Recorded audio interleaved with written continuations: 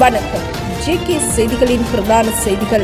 முதலில் தலைப்புச் செய்திகள். போலி நாணயத்தாள்கள் தொடர்பில் அவதானத்துடன் செயற்படுமாறு எச்சரிக்கை. இஸ்ரேலில் தங்கியுள்ள இலங்கையர்கள் நாட்டிற்கு வருவது தொடர்பில் விசேட அறிவுறுத்தல். ஈரானில் இருக்கும் இலங்கையர்களை வெளியேற்றுவதற்கு இந்தியா உதவி. ஆளும் கட்சி உறுப்பினர்கள் பிள்ளையானை ஆதரித்துள்ளதாக அறிவிப்பு. 4 வருடம் உறவில் இருந்த தனது காதலியின் நிர்வாண புகைப்படங்களை சமூக வலைத்தளங்களில் பதிவேற்றிய இளைஞர் கைது. கழிவகற்றும் செயற்பாடுகள் தொடர்பில் யாழ் பிரதேச சபைக்கு நீதிமன்றம் உத்தரவு. வீட்டில் தனியாக வசித்து வந்த தாயும் அவரது மகளும் சடலமாக மீட்பு. திருமணமாகாத 30 மில்லியனுக்கும் அதிகமான ஆண்கள் தொடர்பில் தகவல்.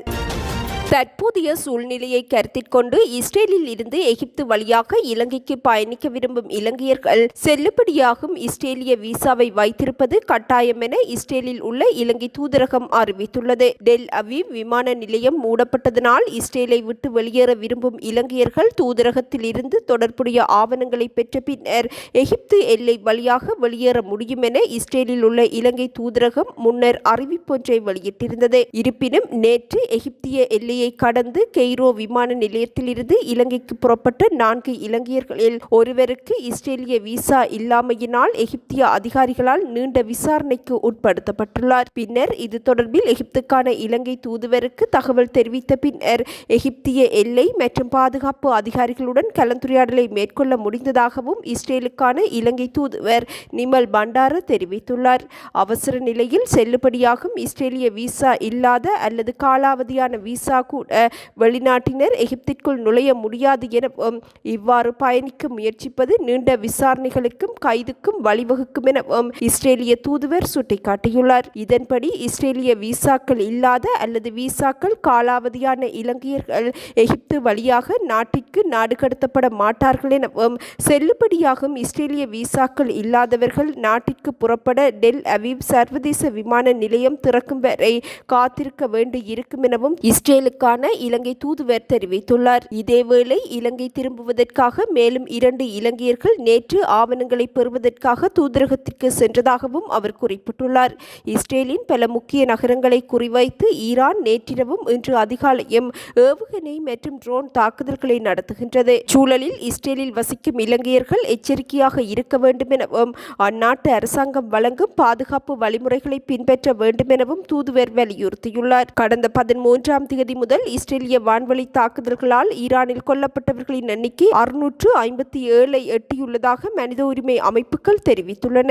இத்தாக்குதல்களில் 2000க்கும் மேற்பட்டோர் காயமடைந்துள்ளனர். இஸ்ரேலிய தாக்குதல்களுக்கு பதிலடியாக ஈரானிய தாக்குதல்களில் 24 பேர் கொல்லப்பட்டதாகவும் சுமார் 1300 பேர் இஸ்ரேலில் படுகாயமடைந்துள்ளதாகவும் மனித உரிமை அமைப்புகள் தெரிவித்துள்ளமையும் குறிப்பிடத்தக்கது. இஸ்ரேல் மற்றும் ஈரானுக்கு இடையிலான மோதல்களினால் ஈரானில் சிக்கி தவிக்கும் இலங்கையர்கள் நாடு திரும்புவதற்கு உதவி செய்வதாக இந்தியா அறிவித்துள்ளது. இலங்கை அரசாங்கத்திடமிருந்து பெறப்பட்ட முறையான கோரிக்கைகளுக்கு பதிலளிக்கும் வகையில் தெஹ்ரானில் உள்ள இந்திய தூதரகம் இந்த அறிக்கையை வெளியிட்டுள்ளது. அத்துடன் ஈரானில் உள்ள நேபாள நாட்டினருக்கும் இந்தியா இதேபோன்ற உதவியை வழங்கும் என அறிவிக்கப்பட்டுள்ளது. ஆபரேஷன் இண்டஸ் திட்டத்தின் கீழ் 2 அண்டை நாடுகளில் இருந்தும் குடிமக்களை வெளியேற்றும் பணி மேற்கொள்ளப்படுவதாக தெஹ்ரானில் உள்ள இந்திய தூதரகம் அறிவித்துள்ளது. மட்டக்களப்பு வாகரை பிரதேச சபையை தமிழ் மக்கள் விடுதலை புலிகள் கட்சி கைப்பற்றியுள்ளது. தமிழ் மக்கள் விடுதலை புலிகள் கட்சியின் கதிர்காம தம்பி தெய்வேந்திரன் வாகரை பிரதேச சபையின் தவிசாளராக தெரிவு செய்யப்பட்டுள்ளார். தேசிய மக்கள் சக்தியின் உறுப்பினர்கள் தவிசாளர் தெரிவின் போது தமிழ் மக்கள் விடுதலை புலிகள் கட்சியை ஆதரித்துள்ளனர். இதேவேளை வாகரை பிரதேச சபையின் பிரதி தவிசாளராக இலங்கை தமிழரசு கட்சியைச் சேர்ந்த சண்முகநாத ரசிகரன் தெரிவு செய்யப்பட்டுள்ளார். கடந்த மாதம் 26ஆம் தேதி ஓமந்தை பகுதியில் டிப்பர் வாகனத்துடன் கார் ஒன்று மோதி விபத்துக்குள்ளானதில் படுகாயமடைந்திருந்த வயோதிபர் ஒருவர் உயிரிழந்ததை அடுத்து இவ்விபத்தில் உயிரிழந்தவர்களின் எண்ணிக்கை 3ஆக அதிகரித்துள்ளது. இந்தியாவிற்கு தல யாத்திரை மேற்கொண்டுவிட்டு யாழ்ப்பாணம் நோக்கி கார் ஒன்றில் திரும்பிக் கொண்டிருந்த யாழ்ப்பாணத்தில் உள்ள இந்திய உயர்ஸ்தானிகர் ஆலயத்தில் கலாசார உத்தியோகத்தராக கடமையாற்றி வந்தவர் சம்பவ இடத்திலேயே உயிரிழந்தார். இதன் பின்னர் அவரது மகனும் உயிரிழந்திருந்தார். சம்பவத்தில் விபத்தில் படுகாயமடைந்து யாழ் போதனா வைத்தியசாலையில் சிகிச்சை பெற்று வந்த கொழும்பு 15 சேர்ந்த துரைசாமி குருக்கள் சுவாமிநாத ஐயர் என்ற 69 வயதுடைய நபர் நேற்றிரவு சிகிச்சை பலனின்றி உயிரிழந்ததாக வைத்தியர்கள் தெரிவித்துள்ளனர். இந்த மரணத்துடன் குறித்த விபத்தில் உயிரிழந்தவர்களின் எண்ணிக்கை 3ஆக அதிகரித்துள்ளது. இச்சம்பவத்தில் படுகாயமடைந்த இந்திய உயர்ஸ்தானிகர் ஆலயத்தின் கலாசார உத்தியோகத்தரது மனைவி சிகிச்சை பெற்று வருவதாகவும் அறிவிக்கப்பட்டுள்ளது. 4 வருடங்களாக காதல் உறவில் இருந்த பல்கலைக்கழக மாணவியான இளம் பெண்ணின் நிர்வாண புகைப்படங்களை இணையத்தில் வெளியிட்டதன் மூலம் உறவை முறித்து கொண்ட மத்தேகொட குடமடுவ வீதி சிவில் செவன பூங்காவில் வசிக்கும் நபர் ஒருவர் கைது செய்யப்பட்டுள்ளதாக கணனி குற்றப்பிரிவு தெரிவித்துள்ளது. முறைப்பாட்டாளர் மற்றும் ஒரு பெண்ணின் நிர்வாண புகைப்படங்கள், ஆபாச வீடியோக்கள் அடங்கிய மொபைல் போன் மற்றும் மடிக்கணனியுடன் சந்தேக நபர் கைது செய்யப்பட்டுள்ளார். தெற்கு மாகாணத்தைச் சேர்ந்த 26 வயதான முறைப்பாட்டாளர் மேலதிக கல்விக்காக 2022ஆம் ஆண்டு ஹோமாகமவில் உள்ள தனியார் பல்கலைக்கழகத்தில் கல்வி கற்று வந்தார். அதே பல்கலைக்கழகத்தில் கல்வி கேட்கும் போது சந்தேக நபரை சந்தித்து காதல் உறவை வளர்த்து கொண்டமையும் ஆரம்பகட்ட விசாரணைகளில் கண்டறியப்பட்டதாக போலீசார் தெரிவித்துள்ளனர். எவ்வாறாயினும் சந்தேக நபர் மீதான வழக்கு விசாரணைகள் தொடர்ந்து முன்னெடுக்கப்பட்டுள்ளன. நல்லூர் பிரதேச சபையின் திண்ம கழிவுகளை தரம் பிரிக்கும் நிலையத்தின் செயற்பாட்டை உடன் நிறுத்தி அங்குள்ள கழிவுகளை அகற்ற நடவடிக்கை எடுக்குமாறு யாழ் நீதவான் நீதிமன்றம் உத்தரவிட்டுள்ளது. காரைக்கால் சிவன் கோவிலுக்கு அருகில் அமைந்துள்ள குறித்த நிலையத்தினால் அப்பகுதி மக்கள் பல அசௌகரியங்களுக்கு முகம் கொடுத்துள்ளனர். மருத்துவ, இலத்திரனியல், இரசாயன, பொலித்தீன், பிளாஸ்டிக் உள்ளிட்ட கழிவுகளை தரம் பிரிக்காமல் பல ஆண்டுகளாக தொடர்ச்சியாக கொட்டப்பட்டு வருவதாகவும் அப்பகுதி மக்கள் குற்றம் சாட்டினர். இதேவேளை தாம் சுத்தமான காற்றை சுவாசிக்க முடியாது, துர்நாற்றத்தை சுவாசித்து வருவதாகவும், நிலத்தடி நீரை சுத்தமாக குடிக்க முடியாது, நிம்மதியாக உறங்க முடியாது, அவதிப்பட்டு வருவதாகவும் அப்பகுதி மக்கள் தெரிவித்தனர். இந்நிலையில் அண்மை காலமாக இனம் தெரியாத நபர்கள் குறித்த கழிவுகளுக்கு இரவு வேளைகளில் தீ வைக்கும் செயற்பாட்டிலும் ஈடுபட்டனர். இதனால் ஏற்படும் தீயினை கட்டுப்படுத்த பிரதேச சபையினர் பெரும் சிரமங்களை எதிர்கொண்டனர். இந்நிலையில் இதனை ஒரு பொது தொல்லையாகவும் சூழல் மாசடையக்கூடிய வகையில் காணப்படுகின்றமை தொடர்பிலும் யாழ் நீதவான் நீதிமன்றில் வழக்கு தொடரப்பட்டது.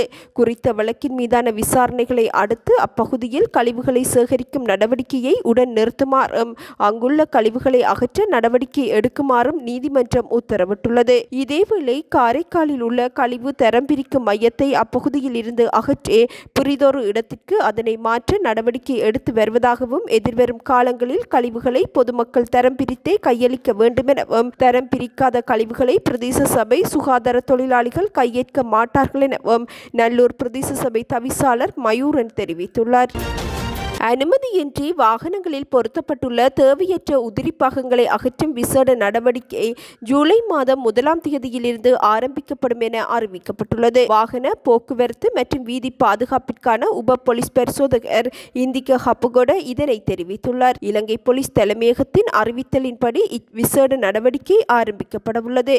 இதன்போது வாகனங்களில் அனுமதியின்றி பொருத்தப்பட்டுள்ள அதீத ஒளி விளக்குகள், அதீத ஒளிகளை வெளியிடும் ஸ்பீக்கர்கள் மற்றும் இரும்பு கம்பி போன்ற உதிரி பாகங்கள் அகற்றப்படும் என அறிவிக்கப்பட்டுள்ளது. அத்துடன் தேவையற்ற உதிரி பாகங்கள் விபத்துக்கள் நேரும் போது வீதி பயணிகளுக்கு பெரும் ஆபத்தை ஏற்படுத்துவதாகவும் உப போலீஸ் பரிசோதகர் தெரிவித்துள்ளார். இதேவேளை 2024ஆம் ஆண்டில் மாத்திரம் 815 பேர், குறிப்பாக நடைப்பயணிகள் வீதி விபத்துக்களால் உயிரிழந்துள்ளனர். கடந்த ஆண்டு 18 முதல் 28 வயதிற்கிடையில் சுமார் 800 மோட்டார் சைக்கிள் ஓட்டுநர்கள் மற்றும் பின்னால் அமர்ந்திருந்தோர் உயிரிழந்ததாகவும் அறிவிக்கப்பட்டுள்ளது. இவ்வாண்டில் வீதி போக்குவரத்து திணைக்களம் 8788 வாகனங்களை பொது வீதிகளில் ஓட்ட தகுதி இல்லாதவை என அடையாளம் கண்டுள்ளதாகவும் வாகன போக்குவரத்து மற்றும் வீதி பாதுகாப்பிற்கான உப போலீஸ் பரிசோதகர் இந்திக ஹப்புகொட தெரிவித்துள்ளார். கிளிநொச்சியில் தென்னிந்திய பிரபல பாடகர்கள் கலந்து கொள்ளும் மாபெரும் இசை கொண்டாட்டம் இன்று மாலை 6:30 மணிக்கு நடைபெறும் என அறிவிக்கப்பட்டுள்ளது.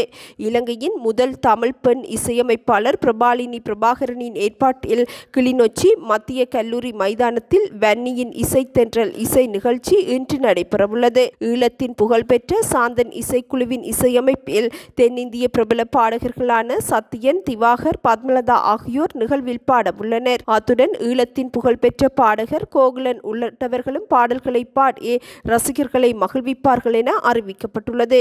இதேவேளை போரினால் பாதிக்கப்பட்ட மக்களை உற்சாகப்படுத்தி இசையின் மூலம் அவர்களை மகிழ்விக்கும் நோக்கில் வன்னியின் இசைத்தென்றல் நிகழ்ச்சி இலவசமாக நடத்தப்படுவதாகவும் இசைக்கலைஞர்களை கௌரவிக்க உள்ளதாகவும் நிகழ்ச்சியின் ஏற்பாட்டாளர் பிரபாலினி பிரபாகரன் தெரிவித்துள்ளார்.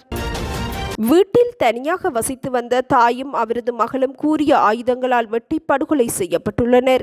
இச்சம்பவம் அனுராதபுரம் கலன்பிந்துனுவெவ பிரதேசத்தில் இடம்பெற்றுள்ளது.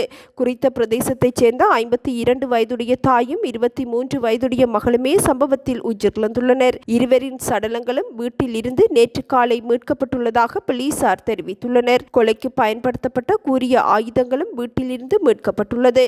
கொலை சம்பவம் நேற்று முன்தினம் இரவு இடம்பெற்றிருக்கலாம் என சந்தேகம் வெளியிடப்பட்டுள்ளது. கொலையாளிகள் என சந்தேகிக்கப்படும் அயல் வீட்டின் உரிமையாளர் உட்பட 3 கைது செய்துள்ள போலீசார் சம்பவம் தொடர்பில் மேலதிக விசாரணைகளை முன்னெடுத்துள்ளனர்.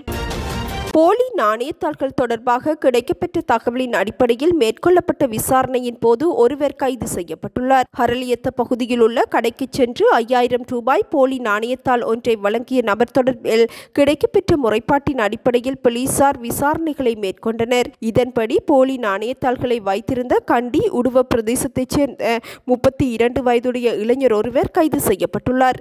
சந்தேக நபரிடம் இருந்து 3 போலி 5000 ரூபாய் நாணயத்தாள்கள், 2 போலி 500 ரூபாய் நாணயத்தாள்கள் மற்றும் 100 ரூபாய் 2 போலி நாணயத்தாள்களும் கைப்பற்றப்பட்டுள்ளன.